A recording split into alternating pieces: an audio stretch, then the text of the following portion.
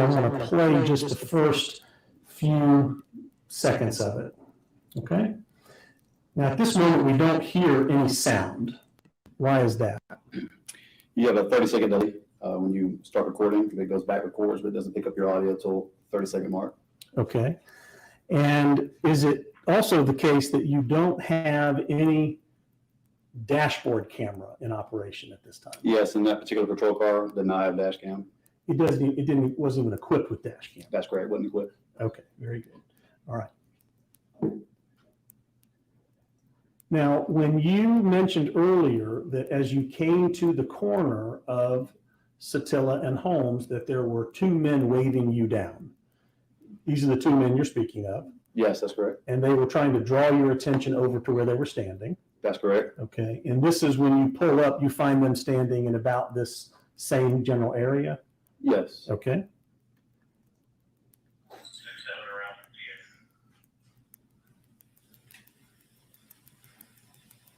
Now we hear some heavy breathing. Is that you? I couldn't tell you. I'm not sure. Okay.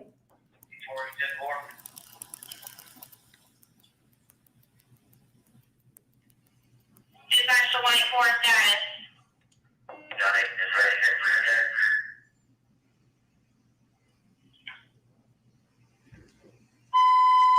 Dispatch all units, we have all non-emergency traffic, channel 2.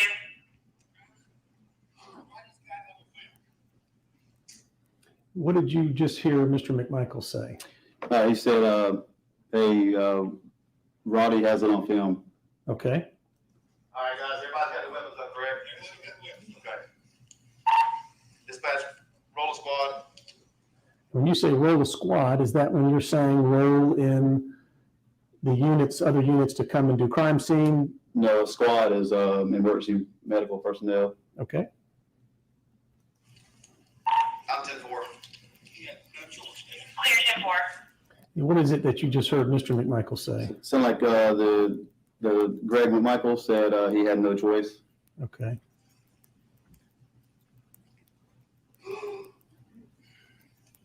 You know where you got shot at, man? You shot on the front side, too. Okay, all right. Dispatch 24, I need a few revolved. All right. There's the blood on the back of Travis's head that you spoke about. Yeah, I see it. Okay. Negative. It's going to be a black male, middle of the runway. Looks like about mid-20s. 136. Do you see Mr. McMichael trying to console his son? I see him have his hand on his shoulder. He says he had no choice. Did you hear that? I heard him say that. Okay. Go ahead and start this way, please.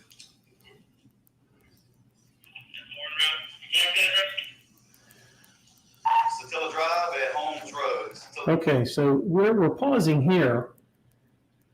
One of the things that you were talking about early on is the relationship to Mr. Arbery's body, where the gentlemen were standing, and how you were coming down the road, right? Yes. Okay.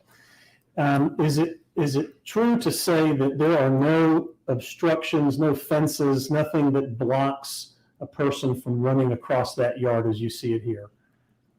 I don't see any obstructions in that yard, no. Okay. And you were, as we watch this come around, no, I think I moved it forward. Satilla Drive at Holmes Road. Satilla Drive. Okay.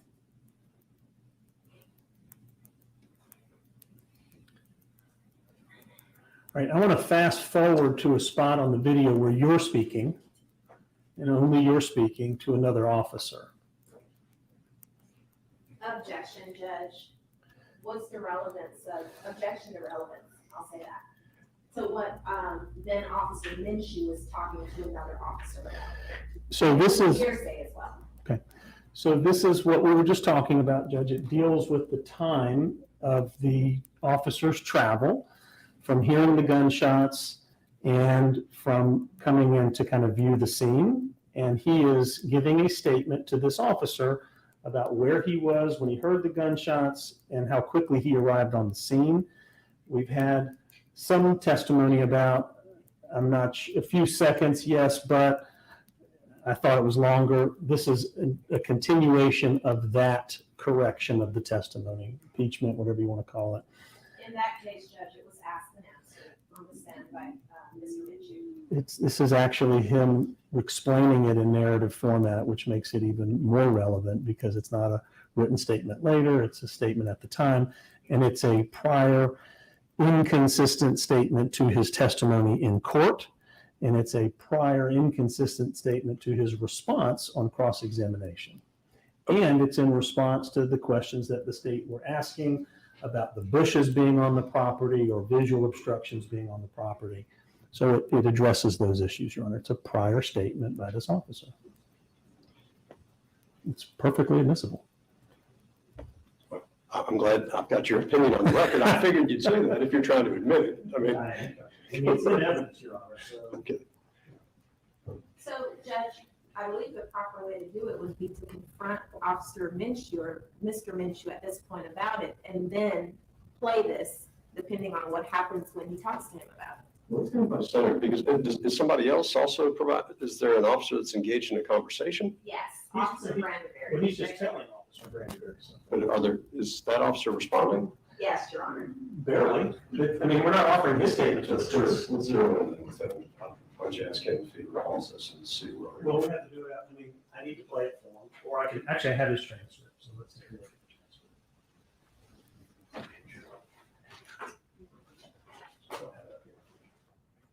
I got it. I got it.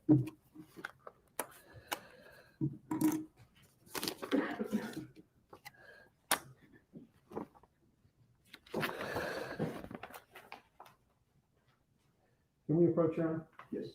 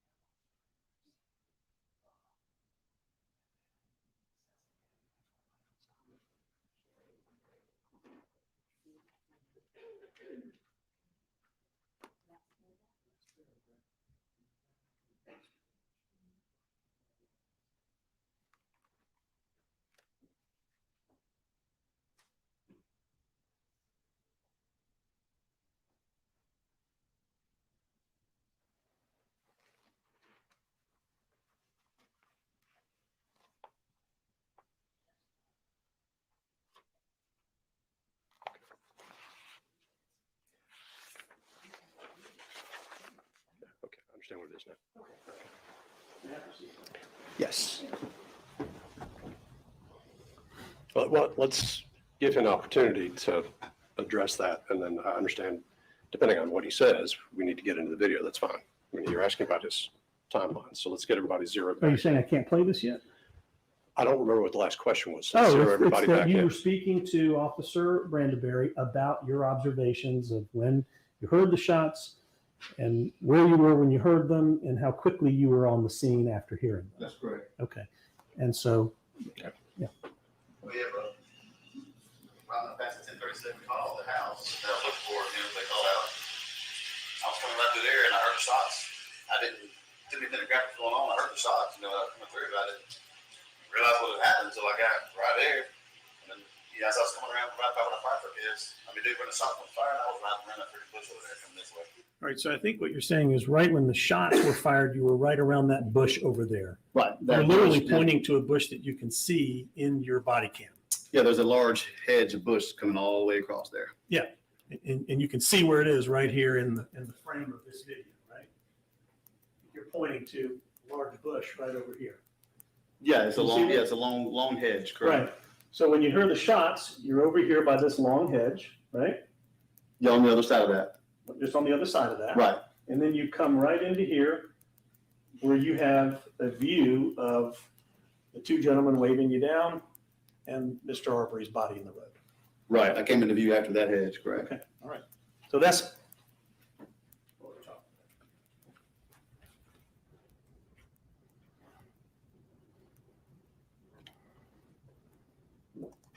I got it right here, man. He was already on the ground. Took me a minute to see, kind of see what had happened. He's the one that comes to call them out for it. Okay.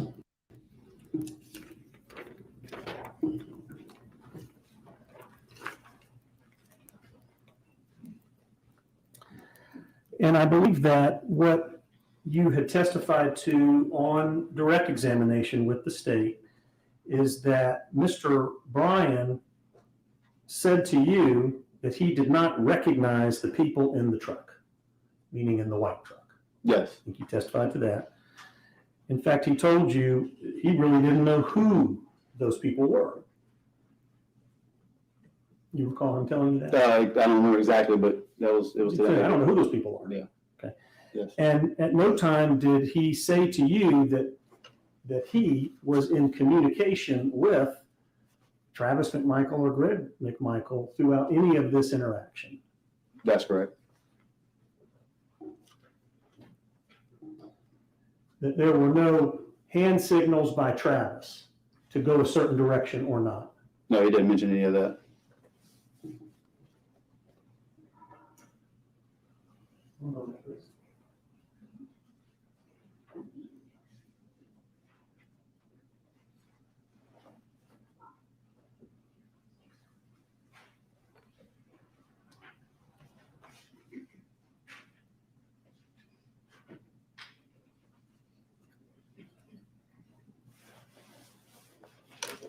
Thank you, sir. I don't have anything further. Okay, additional questions? Yes, Your Honor. Mr. Gunn?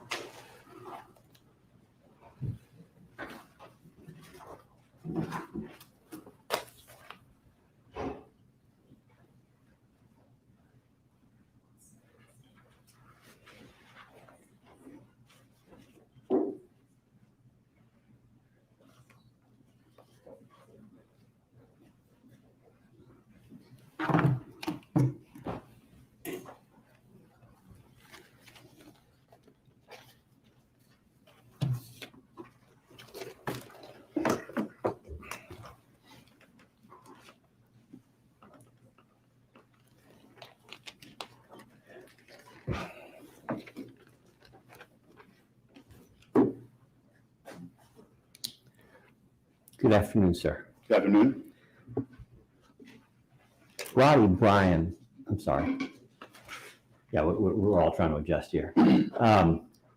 Roddy Bryan never told you that he tried to run over Mr. Arbery with his truck, did he? No, Roddy Bryan never told you that he tried to hit Mr. Arbery with his truck. no, Okay. Obviously, had Roddy Bryan told you that he assaulted Mr. Arbery with his pickup truck, you would not have sent him home with his truck. correct.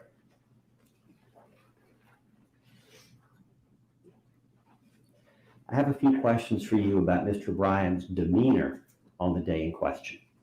Okay? By demeanor, you're familiar with what that phrase means. That's correct. Okay. Did Roddy Bryan appear to you that day to be mentally unstable? He did not. Did he appear to you that day to be under the influence of alcohol or drugs or other intoxicants? No, he didn't. Did, as far as you could see, was Mr. Bryan loud or boisterous on the scene? No, he wasn't. He was cooperative. Okay. Was Mr. Bryan gleeful at any point? No, Would you describe him as boastful or bragging at any point? no, Did he appear to you to be attention seeking? Hey, look at me. no, he didn't. Was Mr. Bryan dropping F-bombs or spewing profanity? No, he didn't. Was Mr. Bryan in any way disrespectful to you, other officers, or others that you knew? No, he was respectful. Roddy Bryan told you that Mr. Arbery tried to get in his truck, did he not? Yeah, he did. He told you that he felt he was trying to get to the door handle. That's correct. And Mr. Bryan pointed out what he believed were Mr. Arbery's fingerprints on the side of his truck behind the door. Yeah, that's correct. Okay. I know this may sound like a silly question, but I have to ask.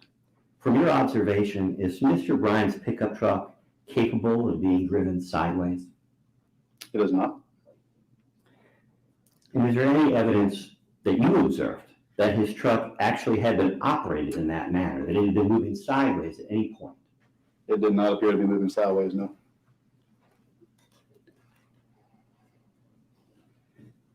Now, we see Mr. Bryan's truck in the body cam video.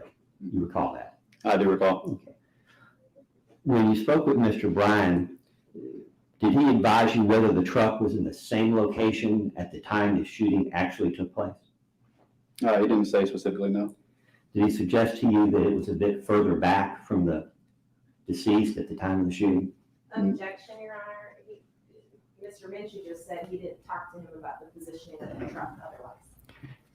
Did Mr. Bryan suggest to you that he had moved his vehicle closer after the shooting?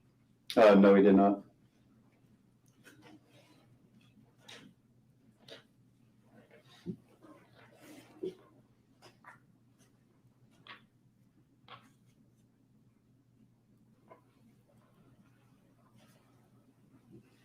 Yeah, I approach you, Charlie. Yes.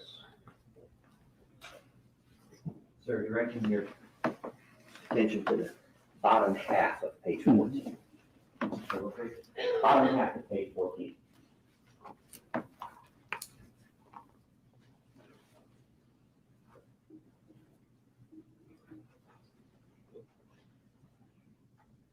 Okay, you, Now, this has been nearly a year and a half since you took statements from Mr. Bryan.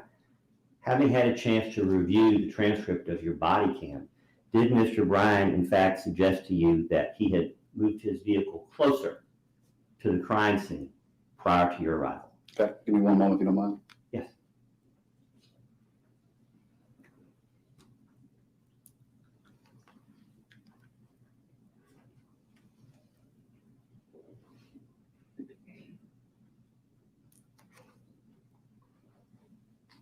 I did not see that indication on here.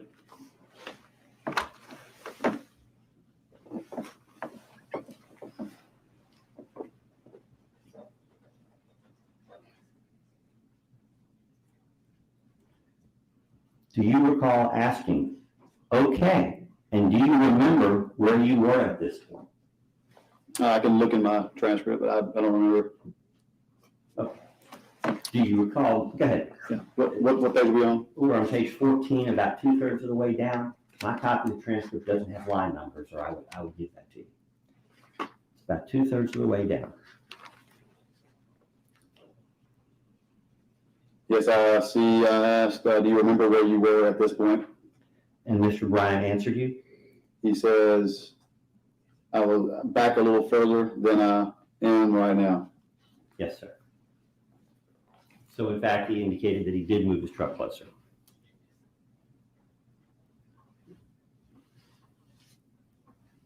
Yeah, I just don't know at what point during he did it. I gather that. Would that statement to you be consistent with the quote-unquote the video of the shooting in this case? Well, he was still moving forward during the video, traveling in the forward direction. Yes, sir. But when the video goes off, his vehicle is back further than it is on your body cam video. I'd have to Objection watch to it. asked and answered, Judge. You can go ahead. Go ahead. I'd have to watch it, so I just don't remember. Okay, all right. Do you recall Mr. Bryan telling you that he worked at Southern Hardware? I don't recall. Do you recall whether he had any known connection to law enforcement? I don't remember him telling me that. He certainly never worked with you. No, sir, he did not. Okay. You asked earlier whether Mr. Bryan told you that he called 911. Do you recall that question?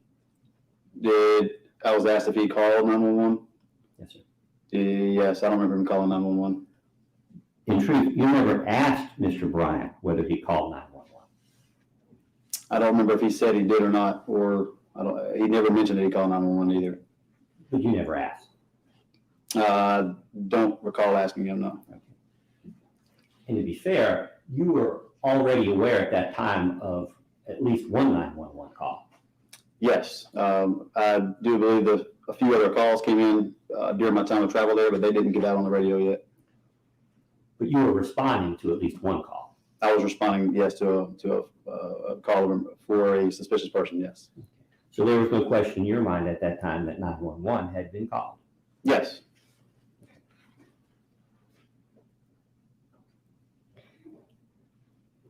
Now, Mr. Bryan told you that it was quote unquote obvious that Mr. Arbery was up to something?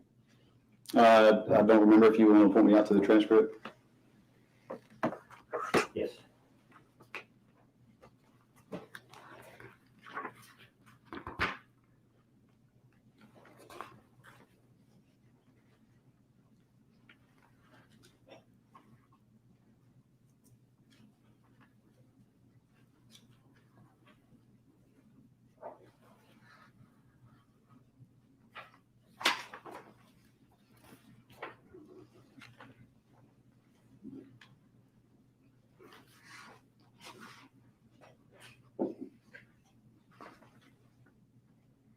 We'll come back to that one.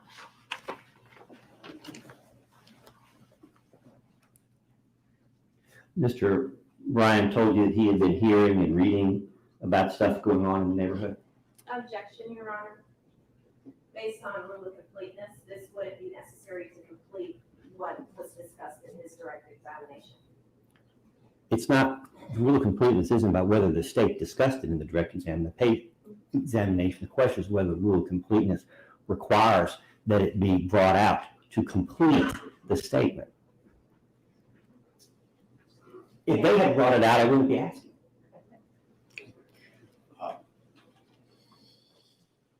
And we don't believe it is necessary in fairness, Judge. He's asking. Which statement is he talking about? What is it necessary to complete? Which part of it? I thought the state inquired as to what, if any, knowledge Mr. Bryan had that day. I thought they had already gone on to that in a different way. Well, what would he be aware of? I have no problem with the question. If it's directed at what he was aware of at the time, Yes, yes. go ahead. Mr. Bryan advised you that he had been hearing and reading about stuff going on in the neighborhood. Yeah, I feel like I remember him saying that that people have been getting broken into out there. Did he advise you that it seemed to have gotten worse in the weeks before the shooting? I don't remember that.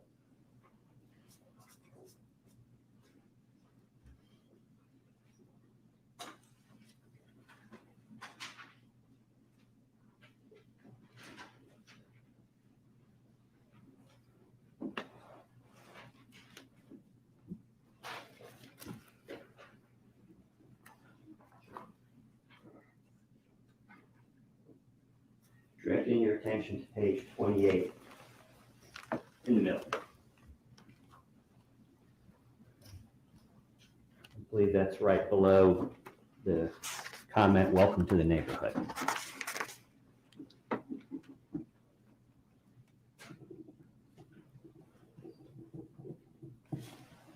Would you like me to quote it? Yes, sir. What Mr. Bryan said. Correct. He says, I've been here for 3 years. I've been seeing some crap go on. It's been worse during the last couple of 3 weeks from what I've been hearing and reading. Thank you, sir. Now, did you follow up with Mr. Bryan about specifics about the crime in the neighborhood or who knew what when? Is that your role on the scene that day? No, sir. It was just for what we were there for, which at this point was a shooting. Did you leave that to the investigators? So Did you leave that to the investigators, did I leave it for them? that subject? Yes, sir. For me, out there as a control unit is for scene security, and then the investigators dive deeper into the investigation. Very good. That wasn't your role as you perceived it. Correct. All right. And Mr. Bryan told you that Mr. Arbery would not stop. Can you point me to that, please? Just missed so long, I don't remember. We'll come back to that. All right.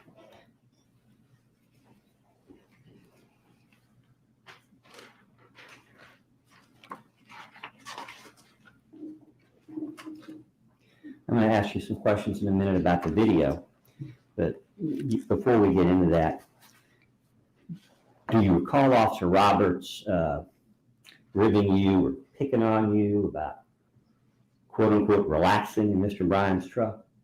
Yeah, when she first walked up, yeah. Something about getting in a car with her? Objection if you're saying Officer Roberts, Your Honor. It's not offered for the truth of the matter asserted. It's explaining officer's conduct. Well,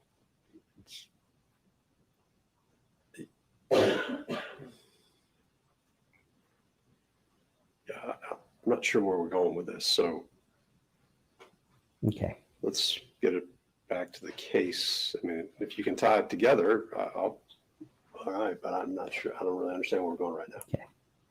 I believe you answered earlier that one of your primary responsibilities as first officer on the scene was to secure it for your safety and the safety of the other officers. Correct. Okay. Is it fair to say you wouldn't be relaxing in a truck with a random stranger if you felt your safety was endangered? Upon getting on scene, one of my first things that I do is I do scan for immediate threats. And I did not see anything that was an immediate threat at that time.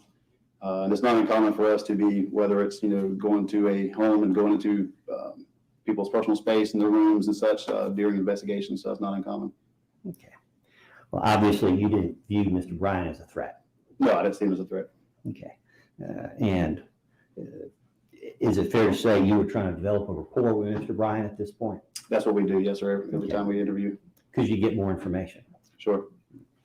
And in your defense, you advised the other officers that Mr. Bryan was a main witness. Mr. Bryan advised me that he was a witness. And when I get on scene, whatever people are claiming to be, that's what they are. Yes, sir. But for that time. But in explaining the priority you gave to Mr. Bryan to your colleagues, it was because he was an important witness. Yes, at that time. Yes, sir.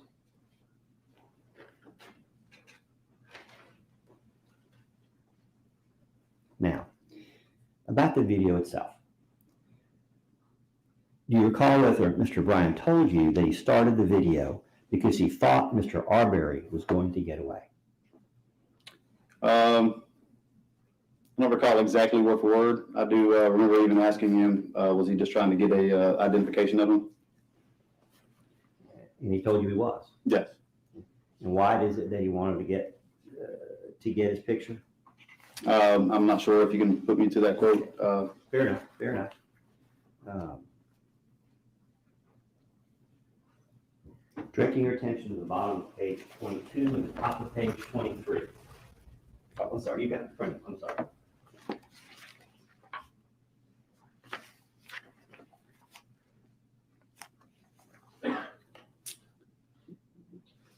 Okay. Do you recall asking? I will. Yeah, I will tell you now. I asked him at what point did he start videoing, and Mr. William Brown said, "Well, I thought he was going to get away." And you said So that okay. was the reason. Okay. All right. Did Mr. Bryan know how many videos he had? I think he said he wasn't sure. He had several. He had a couple. Did he tell you he had thought he started recording sooner than he did or earlier than he did? There's a little confusion there. I think he even knew at the time exactly when he started recording.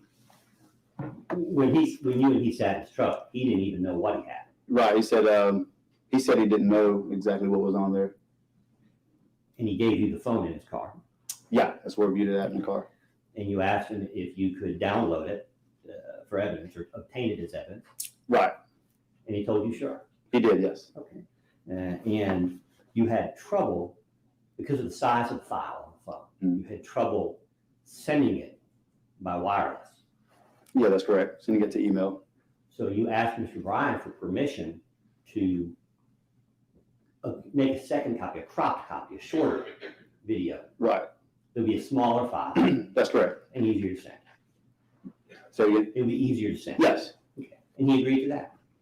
yes. Okay. Now, at one point, I believe in the video, I think it's been shown, he told you that he had to put his phone down. That's correct. And at that point, he's putting both hands on the wheel. I'm not sure what he was doing. Okay. Did you see the wheel turning? Yeah, we'd have to watch the video for me to Okay. narrate it. Fair enough. And is it fair to say that Mr. Bryan fully cooperated with you? Yeah, he was cooperative. Is there anything more that he could have done for you that day? All we expect is for people to be cooperative, and he did just that. Okay. Now, I think you indicated earlier you did not Mirandize Mr. Bryan. No, I did not. And of course, he was free to leave. Yes, And in fact, you allowed him to leave the crime scene. I did. And that wasn't just your decision, that was a joint decision. For who else? Well, in your presence, did Officer Roberts tell Ms. Objection to hearsay of Officer Roberts, Your Honor. It's not being offered for the truth of the matter, sir. Whether he was in fact free to leave or not isn't the point. Well, how about what he recalls? I understand he was free to leave, Okay. and this officer's understanding is he was free to leave. Do you recall another officer also telling Mr. Bryan that he was free to leave? I don't recall. I'd have to see again. It's been so long. But he was not detained, which is why I didn't Mirandize him. And most of the calls that I respond to are not things of the nature of like homicide. So most of my investigations are based upon theft and shoplifting, things like that. So I usually talk to a witness, get their information, and then they're released when I get done with them. I'm not used to having to keep witnesses on scene. Very good. Direct your attention to the top of page 35.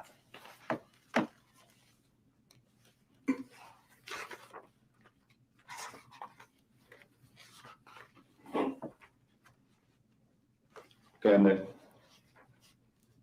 At least one other officer also told Mr. Bryan that he was free to leave, that he didn't have to come downtown. Yeah, it looks like in different contexts, but said another officer said you don't have to come down. We don't have to follow you around.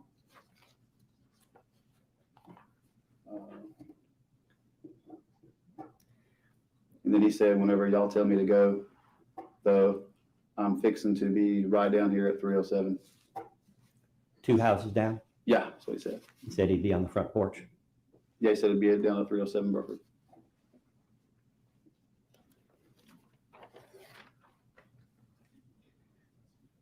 Did you search Mr. Bryan for any weapons at the scene? I did not. You didn't search Mr. Bryan's truck for weapons either. I did not know. You didn't observe any weapons on Mr. Bryan. I did not observe any weapons on him, though. He was armed only with a cell phone, as far as you could tell. Yeah, as far as I can tell, it's phone. Okay. To your knowledge, Mr. Bryan was unarmed at the time of the shooting. To my knowledge, that's correct. And again, he didn't pose a danger to you or anyone else on the scene. I did not see him being dangerous to me, no.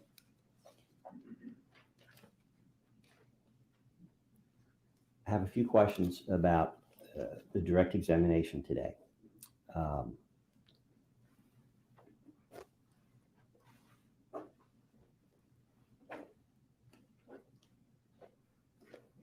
Before I get there, Mr. Bryan told you that details of this incident were fuzzy to him when you were speaking with him. I do recall that. Okay. And in fact, he was hard to follow. Yes, at times when he was trying to describe the directions that they went, it was very hard to follow. Which is why you had to go back through his explanation of what happened several times. Yes, correct. Okay.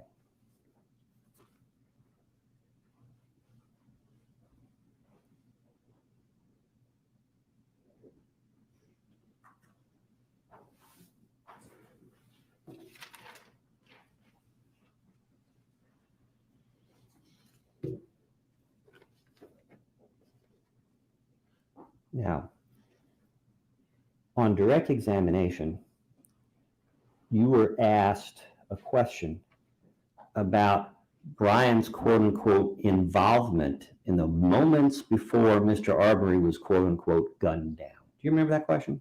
I did. And then you were asked to read back a portion of the transcript in which Mr. Bryan says that he blocked Mr. Arbery. Do you remember that? Yes, I do. That was page 33.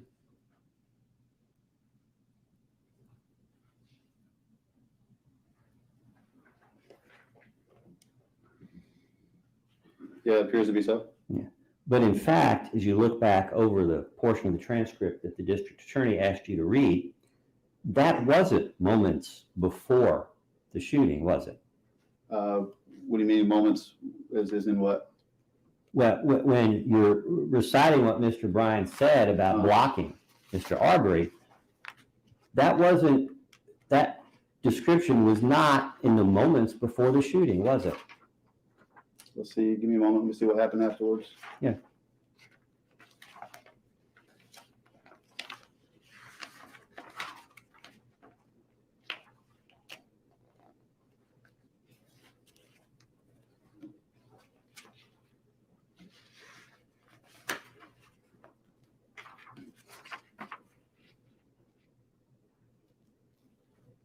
He went on to further describe some of the things that happened afterward. But since I wasn't there to see what happened before I got there, I don't know how much the moments, had passed before it happened. Directing your attention to the 8th line of page 33 of your transcript. Okay, looks like Mr. Bryan says, and he came back through this way. So I went back up in here and went that way. And that's about where your video picks up when I turned around. Okay, so all that takes place before the now famous video starts.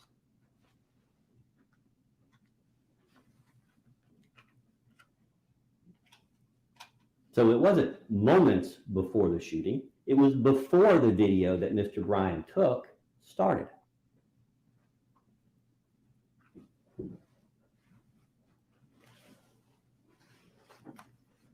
Yes or no? Can you ask me the question directly?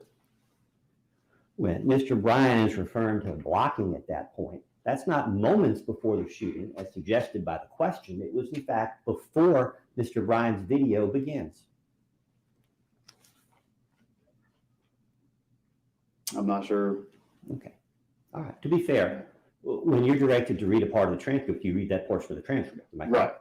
Right. Okay. It's not your place to correct lawyers when they ask you questions, is it? No. Okay.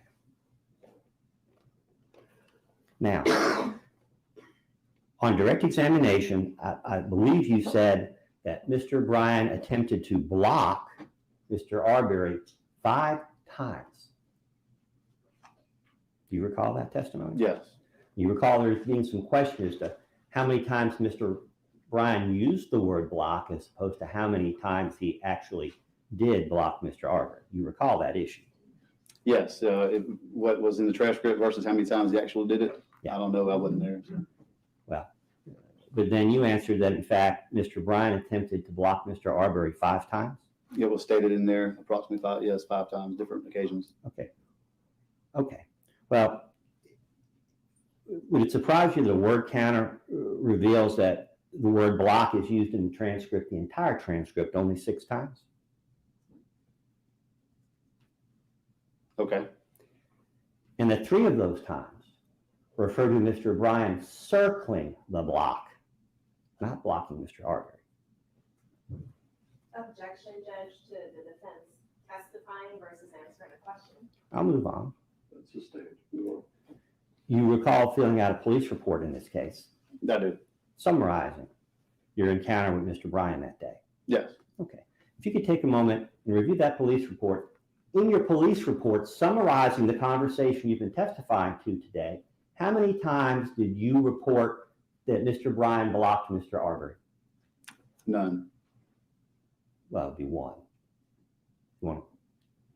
Certainly not 5. Am I Okay. correct? The way it's worded, yes. And although presented as a consistent narrative here on direct, I think you've already indicated, Mr. Bryan, you and Mr. Bryan went back over the same subject matter several times. Yes, and the directions that they were traveling. Okay. Including at least 1 time in the presence of another witness in this case. I'm not asking you which one. Yes. Okay. And you've previously testified that Mr. Bryan's story was confusing to you. Yes, the directions that they were traveling in, without me looking at a map, it was hard to follow. And you really couldn't make out exactly what he was Yeah, trying to say. That's correct. And in fact, while you were, no, that wasn't you, never mind. So having had time to think about it some more, when you testified earlier that Mr. Bryan told you that he blocked Mr. Arbery 5 separate times, perhaps you meant to say that he used the word block 5 separate times.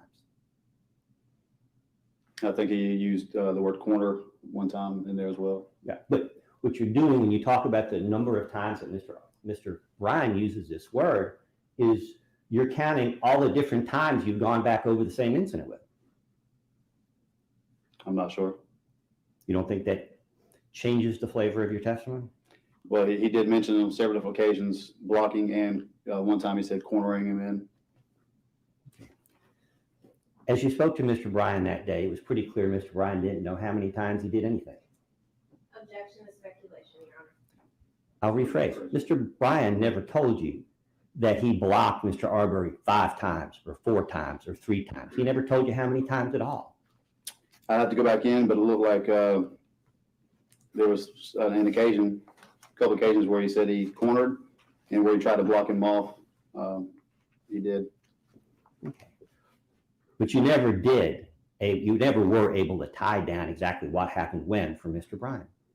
Exactly, no. It was confusing at some point on their direction of travel, correct? All right. Last question. Roddy Bryan never expressed to you any intention on his part to physically injure Mr. Arbery in any way, did he? No, he didn't. No further questions. Any redirect from the state? Yes, Your Honor.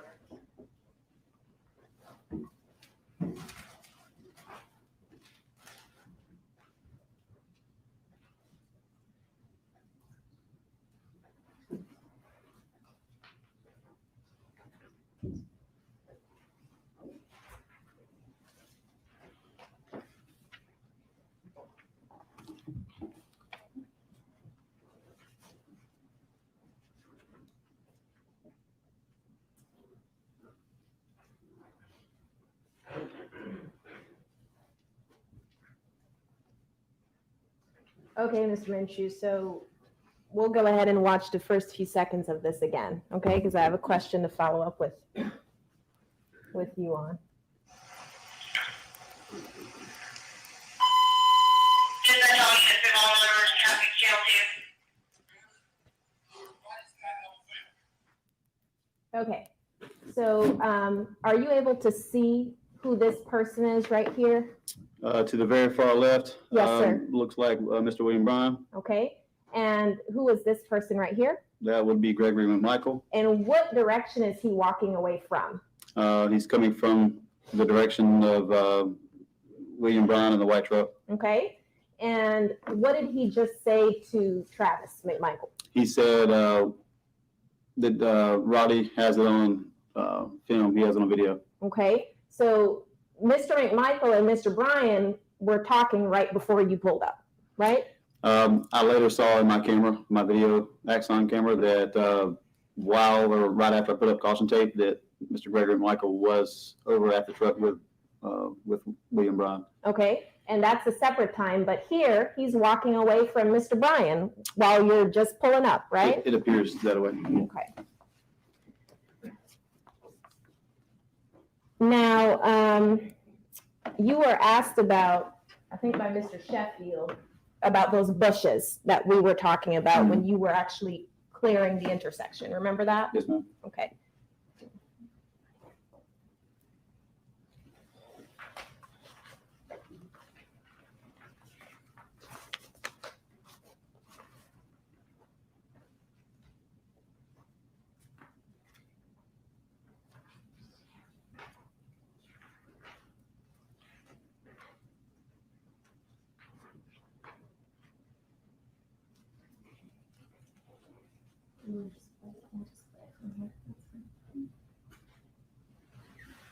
Exhibit numbers for the record. Sure. This is State's Exhibit 220, the very first video clip. It is at 1 minute and 08 seconds. Okay. Thank you. So, Mr. Minshew, do you recognize what we're looking at here in states? You said lot 220. Do you recognize this area here? Yes, that's the entrance to Satilla Shores coming in on Satilla Drive. Okay, so I'm gonna play it for you, and if you can just tell us where you think you were in your patrol car when you heard the shots, okay? What road are we on right here? Satilla Drive. Okay.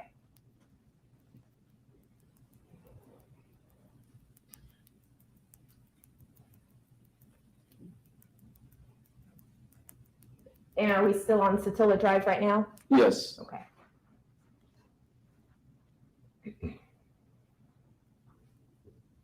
Probably around here, starting from there for the next few feet-ish. Okay, I'd probably say a little bit further. all right. Okay, we're in the window now. We're in the window to where I That was right about there? at. Yes, ma'am. Okay, so, I'm gonna back up just a little bit. All right, do you see this house? This Yes, ma'am. building, the structure? Okay. Do you remember this structure being? Objection. You have them on redirect. Okay, So me. I didn't finish the question, but I'll rephrase it. Sure. Now, you previously testified that the subject of the dispatch call was like a house under construction? Yes, ma'am. Okay. And do you see that house under construction in this clip of this body cam? Yes, ma'am. That's the one that's to the right there. Okay, is it this one? Yeah, it looks like it. Yes. Okay. So at the point where you hear the shots, were you past this house? Can't quite remember where I was exactly. Okay. I was just in that area. In I just this don't general vicinity? Yes, I just don't remember exactly where. Okay.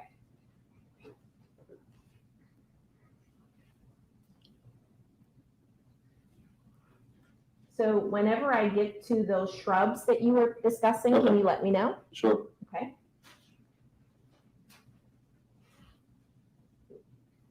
Okay. Back up.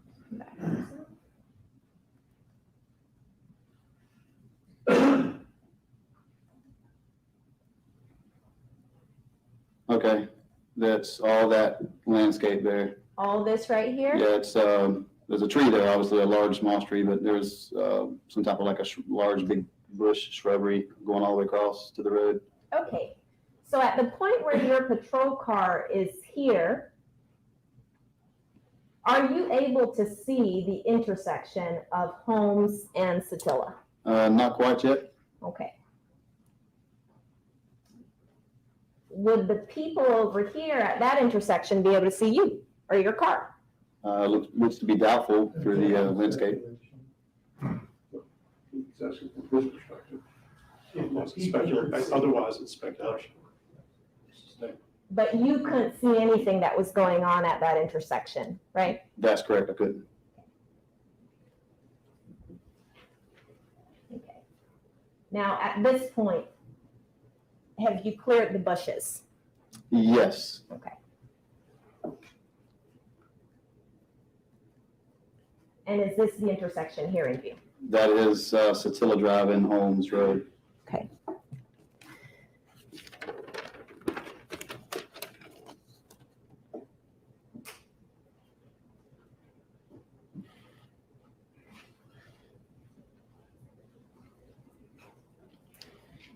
Okay. Now, Mr. Goff asked you whether Mr. Bryan ever used the words run over when talking about what he did to Ahmaud. You remember that? Yes, Okay. And he also asked you whether Mr. Bryan ever used the word hit. Remember that? yes, Okay. Now, did Mr. Bryan use the word block in, words block in? I do recall him using block in and corner. Okay. And he used the word corner as well, right? Correct. Okay. And did he also use the words angled at him? Yes, something at him. Okay. Now, when you were talking to Mr. Bryan, did you know what had gone on right before you pulled up to the scene when you No. started talking to him? No, Okay. So did you know specifically what kinds of questions you were going to ask this guy? the basic general questions, the who, what, when, why, where's, but didn't know what had happened yet, so. Okay. So you were trying to gather information. Yes, ma'am. Okay. So essentially, were you just asking Mr. Bryan open-ended questions and let him do the talking? Yes, ma'am. Okay. So you never specifically asked him if he called 911, is what you testified to. I don't recall. I'd have to look at the transcript. I don't remember. Okay. But you didn't specifically ask him a lot of things, That's right. right? You just asked him to tell me what happened. Yes. Okay. And at any time, did he ever say, I called 911? I don't recall him saying it. Okay.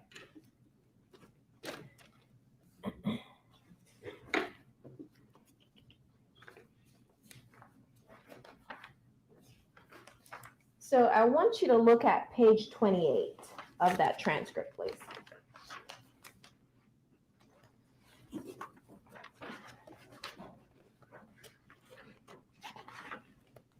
I'm there. Okay, and look at lines 12 through 14.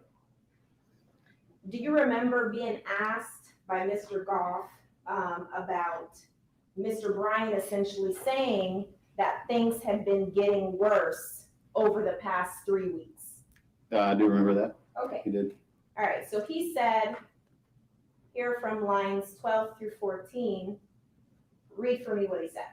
I've been here for 3 years. I've been seeing some crap go on. It's been worse during the last couple of 3 weeks from what I've been hearing and reading. Okay, so I want you to go up to the same page, line 3, okay? Okay. Go ahead and read from line 3 to line 6. Mr. Bryan said, I've been here for a little over 3 years. I was renting this house over here from a buddy of mine, and I kept trying to get my money right to buy it, and I just bought it last week. Okay, so at the bottom, Mr. Bryan is telling you things are so bad here over the last 3 weeks, right? Yes. But then he still just bought a house in that community 1 week ago. That's what it says here.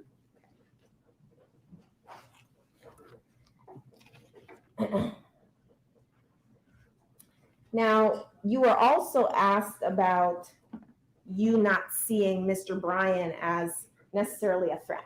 You remember that? Yes, Okay, because you went and sat in his pickup truck. that's correct. Okay, but Mr. Bryan didn't try to hit you with his pickup truck, did he? He did not, no. Okay, he didn't block you with his pickup truck, did he? He did not, Okay, he didn't angle at you with his pickup truck, did he? no, And he didn't corner you into ditches with his pickup truck, did he? no. Okay. And is that why you didn't see him as a threat? I didn't see him as a threat because I didn't see any reason to be threatened.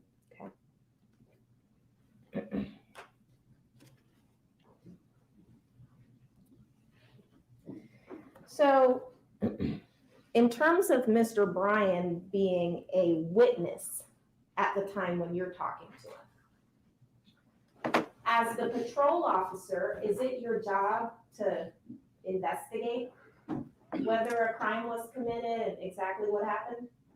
No, ma'am, the investigation is done by the Criminal Investigation Division. And as patrol units, our primary is to secure the scene and be more of a help, on perimeter checks and evidence. So we'll assist them, but that's not our primary position, no. Okay. Is it your job to bring charges or take out warrants? No, ma'am, we don't make those decisions. So at the point where you're talking to Mr. Bryan, are you just gathering information That's correct. for the detectives or investigators who are going to come on and pick up with the case and carry it forward? That's correct.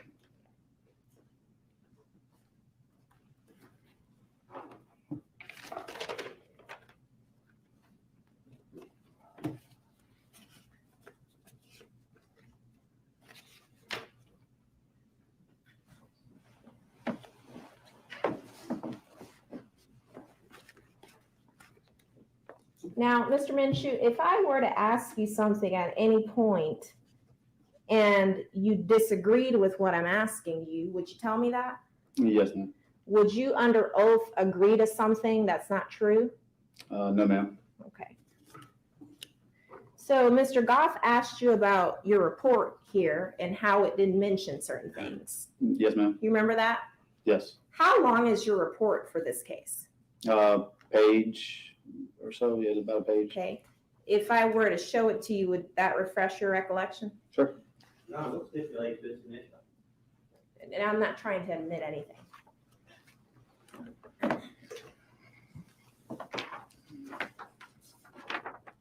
How long's your report? It's about a page and a quarter. Page and a quarter. Okay. Now that transcript that you're holding in your hand, how long is that?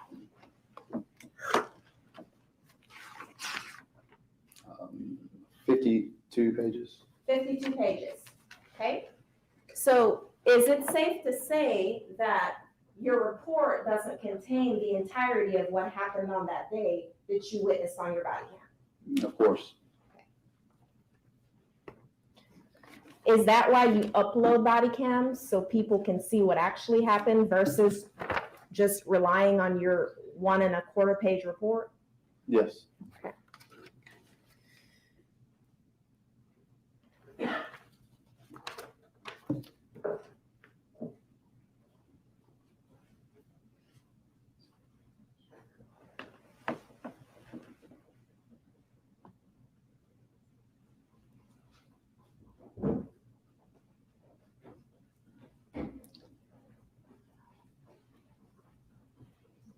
So I got one more question for you. Do you remember towards the end of your body cam having to go back somewhere to get someone? Yes, as I mentioned earlier, most of the things that I investigate as a patrol unit, we don't have to really detain witnesses very long. We gather information, get the personal information, phone numbers, and then usually they're on their way. We make our decision fairly quickly for probable cause. This one, he went back to 307 Burford, and my supervisor at the time, the sergeant on scene, he did the right thing. Once he realized that the witness went home, he advised for me to go get him and come back to speak with investigators there. Okay. I think that's all I have for you. Thank you. Yes, ma'am. Anything, well, hold one at a time. Anything on those issues, Mr. Sheffield? No, Your Honor. Thank you. Mr. Goff, on those issues?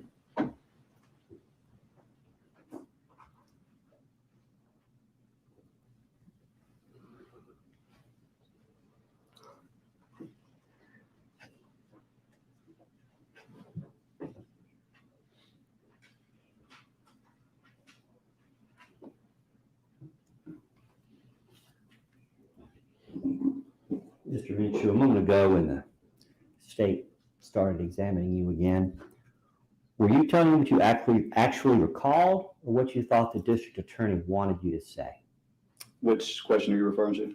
Well, I can be clear. I believe you just testified that Mr. Bryan, when you were speaking to him on the scene, referred or referenced angling Mr. Arbery several times.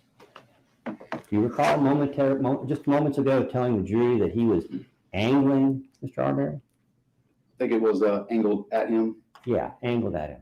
You remember saying that? Yes. Okay. Show me where in the course of that entire 50-page transcript, Mr. O'Brien uses the word angled.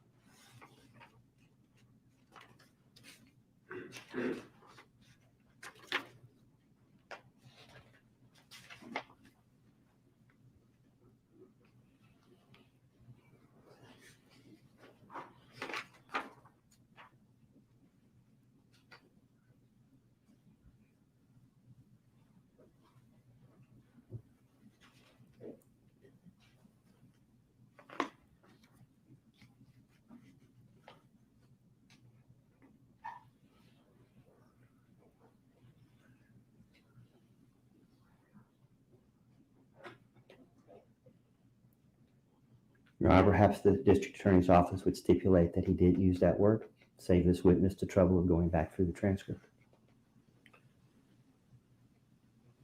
The court's not involved in stipulations.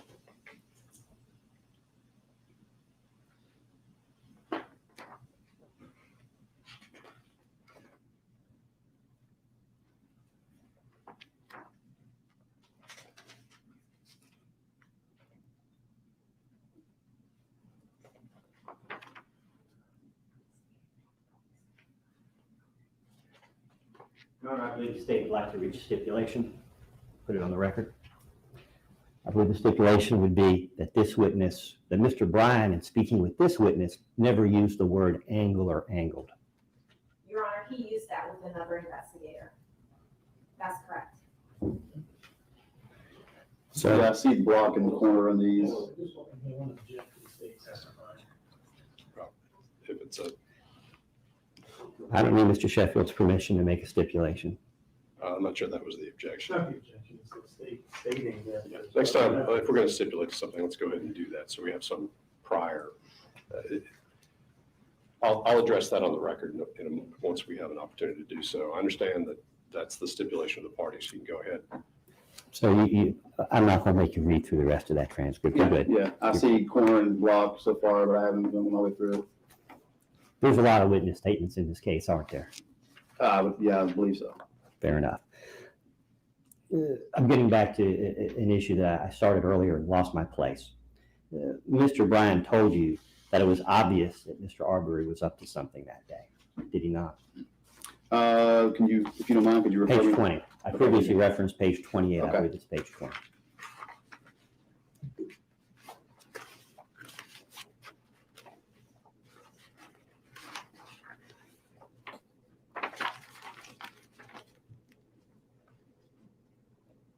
Six lines up from the bottom.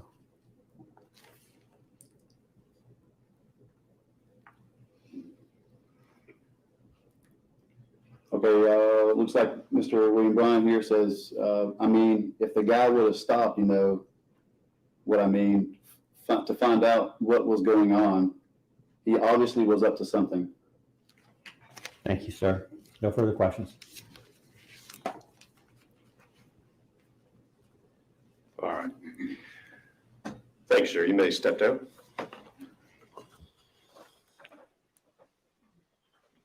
I understand this witness also, we are releasing today, but remains subject to recall. Correct, Your Honor. All right, you are released for the day, subject to recall.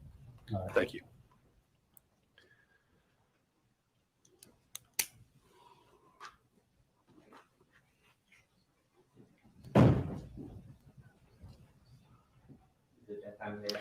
We can make it that time. Before we do that, ladies and gentlemen, lawyers, the court, we use words that have a lot of meaning, and I want to explain one to you. In this case, evidence in the form of a stipulation has been introduced. A stipulation is an agreement between the parties concerning some fact or facts, which you as the jury are bound to accept as facts during your deliberations. You may give the facts in the stipulations any weight or credibility you determine appropriate in your deliberations. So with that explanation of what a stipulation is, we're going to take a 15-minute recess and we'll come back for continuation of the evidence. Thank you. All right for the jury.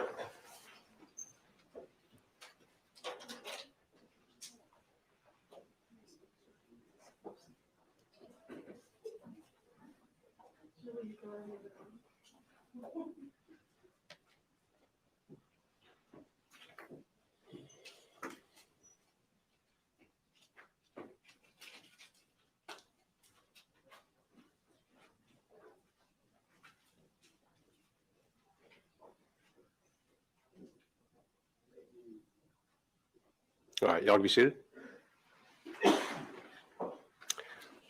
If we're going to enter into stipulations, let's do so without negotiating in front of the jury, and that way maybe we can figure out language before it is actually presented in the court, and all the parties have an understanding of what that stipulation is so that they have an opportunity to object if they need to object, and so that we don't get extra verbiage into the stipulation that would be objectionable on the record.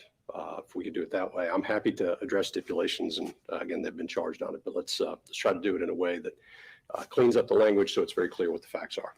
Let's go 15 minutes. We're in recess.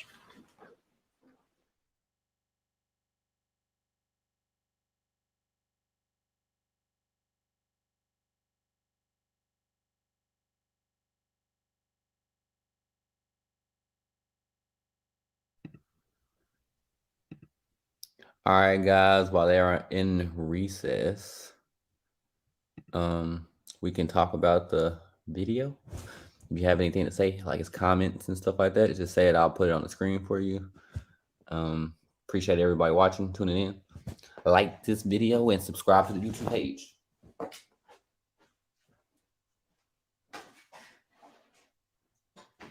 As we go up, as we proceed. Oh, shit. Let's check and see. Y'all some ninja watches. That's crazy. Yeah, so this is the Culture Creators. You know what I'm saying? Just so everybody knows. Thank you for posting. You're welcome, Wendy King. Yeah, I mean, if y'all know any groups that support this type of video, could you please share it into that group for me? Or comment that group and I'll share it, whatever. But I appreciate everybody watching.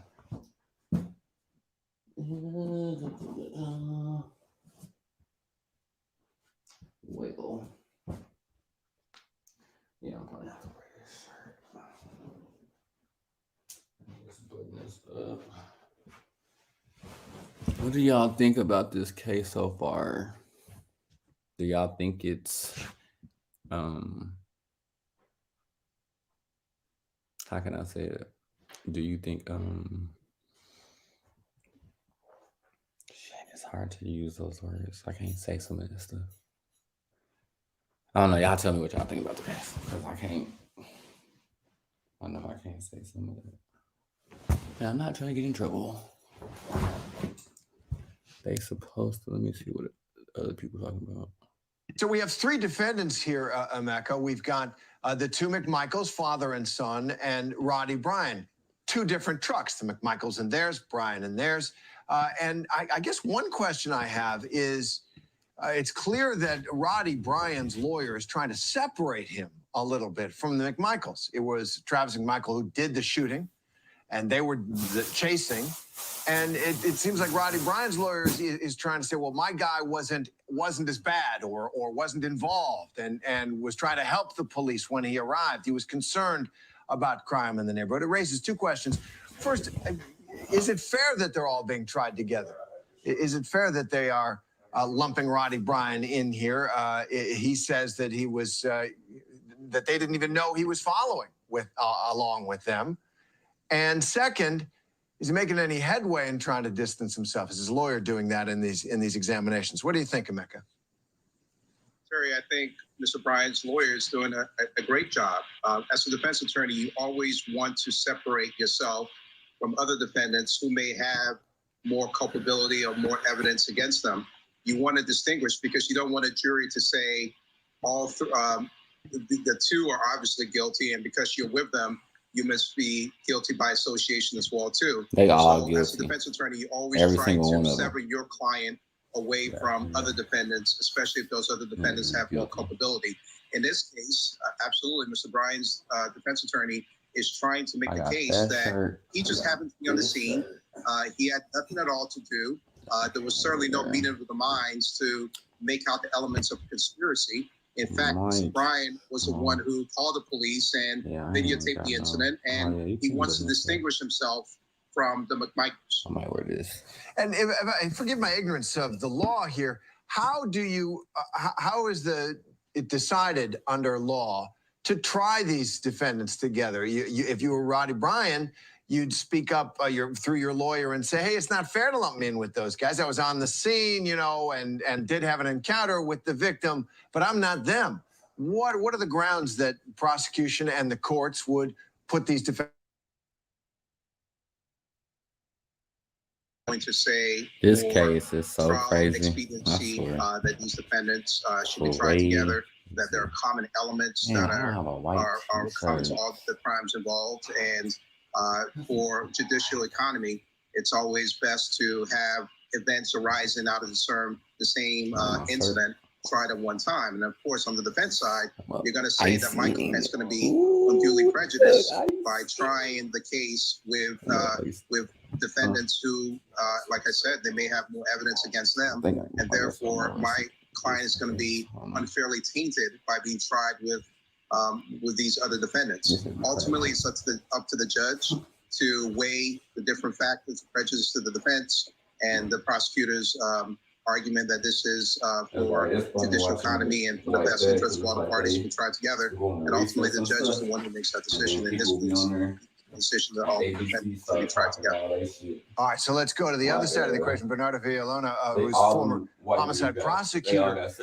Is it a challenge for the prosecutor here that this defendant, Roddy Bryan, is clearly trying to say, whatever you think of the McMichaels, I'm not them, and trying to bring out evidence that breaks apart the prosecution's case, not only to his benefit, but perhaps even to the McMichaels? What do you think? He's not as far. So the prosecution definitely expected this. This is not anything that is new, that is a surprise to the prosecution, because when you're assessing your case to determine how you're going to present it to the jury, you need to determine where are your weak points, where are your strong points, and then come up with a plan as to how you're going to address it. So in regards to the cross-examination of this former officer in regards to defendant Bryan, I don't think it was detrimental. I don't think that there was any weakness in terms of, oh my God, they cracked the case wide open for the defense. Because when you hear the jury charges at the end of the trial, it's not about what is exactly stated in order for there to be a meeting of minds or acting in concert or conspiracy. You can use the actions of the individual here, Bryan, to determine whether they were acting in concert, to determine his accountability in terms of the charges. And what you're going to find out is that Bryan's actions of being inside of that pickup truck, driving that pickup truck, and on 4 occasions cutting off, hence detaining and confining Ahmaud Arbery, he is guilty in regards to the false imprisonment that led to the death of Ahmaud Arbery, because he's charged with felony murder. I will say this, it will be difficult for the prosecution to get a conviction in regards to the malice murder of Ahmaud Arbery when it comes to William Bryan. However, when it comes to the felony murder, it's not going to be as difficult at all, because we have the video where Bryan assists the other defendants and actually individually as well confines and detains if you want to Ahmaud watch the Arbery. rest of this, But for his just actions, go to Ahmaud YouTube Arbery may and have type been in able to Ahmaud get away. Arbery trial coverage. Yeah, it's. I'm about to get off of here. Appreciate everybody watching. Thank you very much for